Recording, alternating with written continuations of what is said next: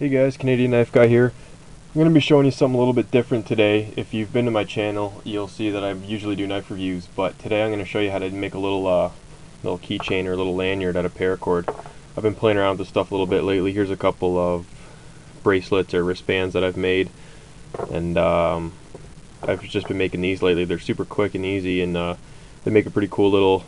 You can put them on a knife or just throw them on your keys. I keep one on my keys just I just think it looks cool, and at the same time you're getting 20. I use about 20 inches of paracord, one continuous piece, to do this braiding, I guess. So if you ever you're in a situation where you needed some emergency cord or something, you get almost 2 feet.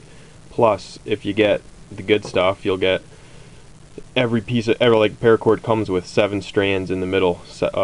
If you get 7-strand paracord, and so that means inside each 2-foot length of paracord you'll have 7 2-foot pieces of string, which if you tie together you're getting 14 feet. So here we go. I'll show you how to make one. You're going to start by getting a single piece and tying it off on one end. That's what becomes this loop in the knot. And from here you take another color that you want to use. I'm going to be using Desert Tan on this one. And like I said, I cut mine just shy of 2 feet. I use about 22 inches, but if you want longer, you can just tie this knot down longer, and you can have a longer one. That's actually all these bracelets is what I'm going to show you right now, but the piece that's in the middle is extended so that when you put the knot through this loop, it'll fit around your wrist. So anyway, I'll show you how to tie the knot, or how to make the lanyard. You start with your piece, and you find the center of the piece you're going to weave. Take the center, put the loop up through it, and so now there you go. You have your loop and your piece running behind it. Now I start on the right, but it doesn't matter what side you start on, and you make what looks like a backwards S, and you kind of got to pinch it. So you'll see there's just a loop to the right here that I made, and I pinch around the front, and I have a loop sticking out to the left. Now take the left hand piece, you put it down through the loop, and then you bring it up through the other loop, and you pull it all tight.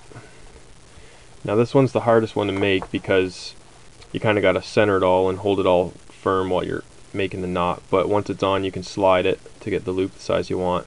Then you repeat the process starting on the left side now, and making it's no longer a backwards S. You go down through, and you bring it back up through the other side, pull it tight, and now you'll see what we have started is the same as this one. You have a loop and another loop, same as this loop and this loop, and you have these little slightly diagonal pieces that run across the center, and you'll see we have 2 of them there. So I'll show you a couple more. You do the backwards S starting from the opposite side again. So now we're back to the right hand side. Put it down through, bring it up through, pull it tight, and off we go.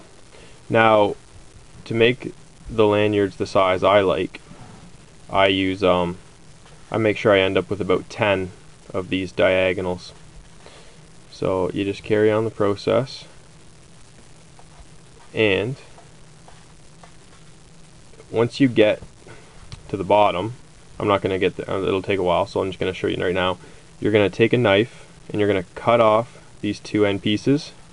Now what I like to do is I melt them off, and then I have a tool that I use that has like this knurling on it, and then I push that on to when the paracord's still melted, so that you're left with these kind of, might not focus, but if you look at where I melt them off, it actually has like that textured knurling finish to them, and it just it doesn't look as sloppy. So there you go, guys. That's how you make these. If you have any questions, just post a comment, and if you haven't checked out my channel yet, check it out. I got lots of knife reviews on there, so subscribe. Thanks, guys.